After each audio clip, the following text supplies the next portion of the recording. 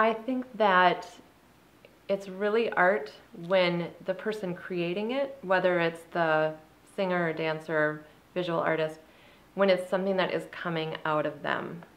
You know, they're not necessarily trying to please an audience, they're not necessarily trying to get into a show, but when they're creating something that, you know, there's something in them that they've just got to get out, whether it's a message or just beauty or whatever it is that they feel like they just can't help but express it.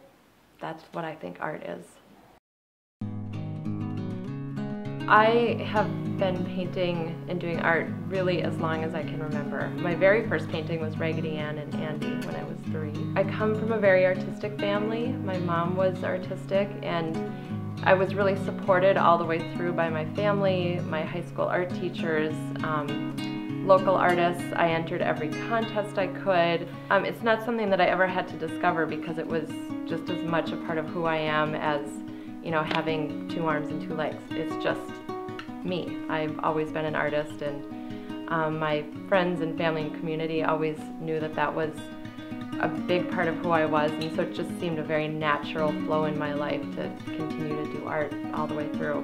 My preferred medium is acrylic painting, and I paint on hardboard panel versus acrylic. And the reason why I paint on panel is I love that smooth surface, and I like how hard it is, so I can get in there and paint and I don't have this give that canvas does, and canvas has a texture that doesn't appeal to me, so I like that slick, hard surface of the panel, and so that's why I paint on panel. I also love photography, and I do a lot of my own photography that I paint from, and that's really where I get most of my inspiration. I also make jewelry where I take little prints of my paintings and embed them into pendants and earrings, and that's kind of fun. That's a different creative outlet for me, and I enjoy that.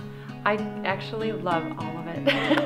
I can't limit myself to one subject matter. I know some people really do, like they just do figures or they just do landscapes.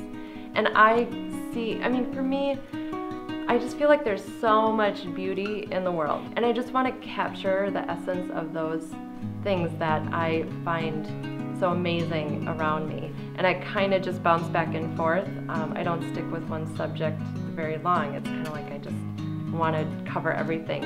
And I would say the only thing that's really consistent is probably the intensity of color I use as a way to draw out the essence of my subject or bring life to it.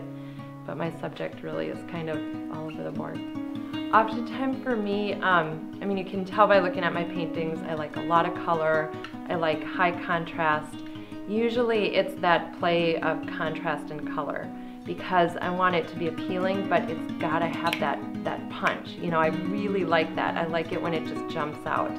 And sometimes it's hard for me to get there, to get those colors to play well together and get that contrast to really happen. And so that's what I, you know, strive for, and that causes me the most, I don't want to say angst, but, you know, like the most struggle as I'm going along. But I do find that with every painting, the creative process for me is really fun, because as I'm going through, I run into like these color obstacles and light and dark obstacles, and it's like I get so into it, you know, trying to figure out how to solve the puzzle. Why isn't it looking right? What can I do to create the mood that I want and get the contrast that I want? And when I figure out the key, you know, maybe it's adding in a different color, or maybe it's lightening a certain part of it, or, you know, the background needs to be more subtle, or whatever it is. Once I get that, you know, it's just like this constant discovery.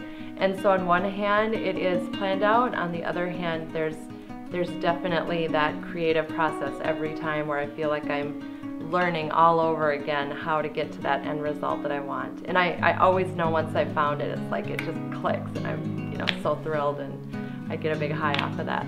But I am a fairly quick painter. I don't like to labor too much, because the longer I struggle with a painting, the less, it's not that I like it less, it's that I feel like it looks like it was a struggle.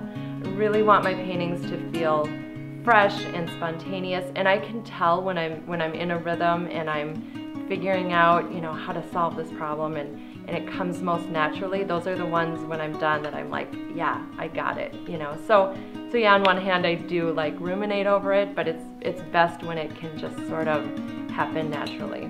The media winning piece that I have in this art crawl is Pathways, and it's a painting that I created after a trip to Door County that I took with some girlfriends, and we were hiking along the cliffs and the sun was just streaming through the trees and crisscrossing on the path, and you know, it was really beautiful and serene, and I wanted to capture that. So as much as possible I work from my own photography.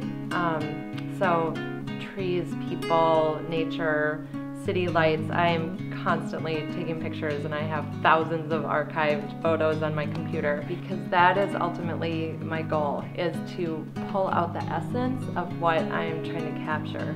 But photos for me are more like a guide, and that's the part where the jumping off part happens, and in the end I'm never quite sure. That's that creative journey that I was talking about, from the photo to the painting. That's where all that happens, where I'm really playing with the color and the tones and how much detail to put in, how much to leave out. I mean, that's a big part of it too, is, you know, trying to get that right look where when you see it, you've got the essence and you kind of get it like that, and people can connect with it.